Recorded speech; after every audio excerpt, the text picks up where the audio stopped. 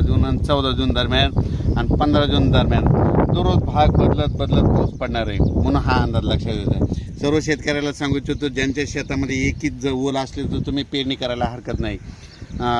पेरणी करण्यासाठी चांगलं पोषक वातावरण म्हणून हा अंदाज लक्षात घ्यायचा. आणि परत एक शेतकऱ्याला सांगतो की म्हणजे आता सध्या खंड वगैरे काही नाही, उगं घाबरू नका. काय होणार आहे, राज्यात पाऊस पडणार आहे. 20-22 जूनपर्यंत पाऊस पडणार आहे. आज या तालुक्यात पडणार आहे, उद्या दुसऱ्या तालुक्यात पडणार आहे म्हणून हा अंदाज लक्षात घ्यायचा. सर्व शेतकऱ्याला सांगितलं की राज्यामध्ये फक्त 15, 16 आणि 17 जून दरम्यान थोडी उघाड राहणार आहे, पण विदर्भात मात्र पाऊस पडणार आहे म्हणून हा अंदाज लक्षात घ्यायचा. एकंदरीत राज्यात परिस्थिती बघितली तर राज्यामध्ये पश्चिम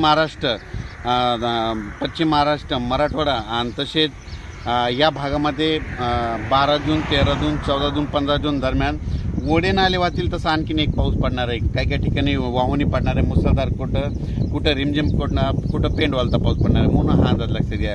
विदर्भातल्या सर्व शेतकऱ्यांसाठी आनंदाची बातमी. विदर्भामध्ये आज म्हणजे 12 जूनपासून आज विदर्भामध्ये बऱ्याच ठिकाणी पावसाला सुरुवात होणार आहे आणि त्याच्यानंतर विदर्भामध्ये देखील पाऊस वाढत जाणार आहे आणि विदर्भाची शेतकऱ्याची पेरणी देखील ह्या 20 तारखेपर्यंत सुरू होणार आहे म्हणून ही विदर्भात शेतकऱ्याची आनंदाची बातमी. परत एक राज्यातील सर्व विभागावाईज घेतलं तर सर्वात पूर्व विदर्भात आज म्हणजे 12 जूनपासून पूर्व विदर्भामध्ये पावसाला बऱ्याच ठिकाणी सुरुवात होणार आहे. त्याच्यानंतर पश्चिमी द्वारा देखील 12 जून ते 22 जून दरम्यान दररोज भाग बदलत पाऊस पडणार आहे म्हणून हा अंदाज लक्षात घ्यायचा.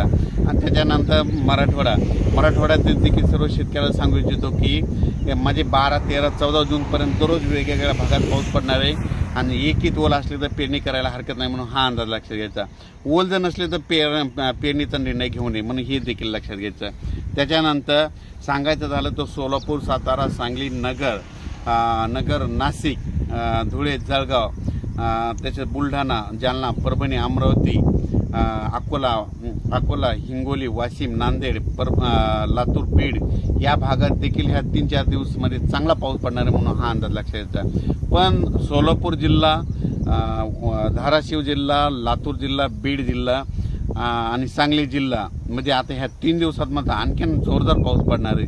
म्हणजे तिकडं ओढे नाले वाहतील, छोटे तरी असेल तर ते देखील भरणार आहेत म्हणून हा अंदाज लक्षात घ्यायचा. अचानक वातावरणात बदल झाला तर परत एक मेसेज दिला जाईल. धन्यवाद.